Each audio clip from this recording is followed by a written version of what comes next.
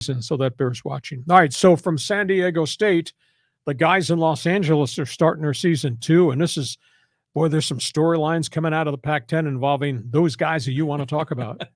Yeah. I mean, it's, the head coach there is Lincoln Riley, no relation. But SC has that storied history. They've been, they haven't been nearly as dominant as they've been, in years past. But now you get this new head coach who's something of a celebrity. Rock star. Yeah, total rock star. My son is a student at the University of Oklahoma. And so we know all about Lincoln Riley, and we've gone to games there, to watch the Sooners. He's a very impressive coach. I think he's going to make some big changes at USC. 55-10 at Oklahoma. Mm-hmm. That's not bad. No. Rebuilt that program. So he comes into USC, inherits the cupboard that's kind of bare, and he dove into that transfer portal. 20 transfers. Wow. Including starting quarterback Caleb Williams from Oklahoma.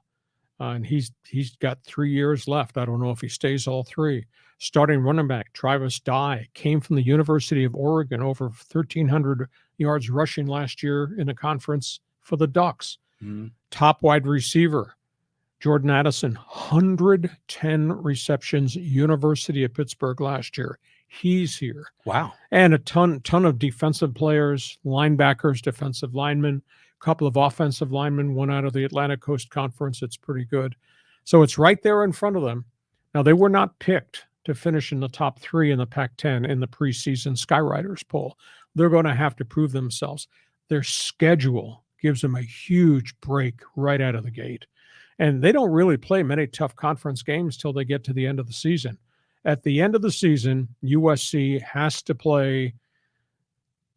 I'm trying to read my handwriting here, just off the top of my head. They have to play Utah, UCLA, and Notre Dame back to back right at the end of the season. Wow. But at that point in time, they could be 9-0 or should be 9-0 unless there's some type of significant injury issue at quarterback. So it's going to be fun to see what he does. He's making a lot of money. The boosters are going crazy. Mm-hmm. Obviously, the cloud in the background is this whole move to the Big Ten Conference that I think leaves a lot of bad taste in people's mouths. But Trojan fans here, there, and everywhere, they're going crazy. Now,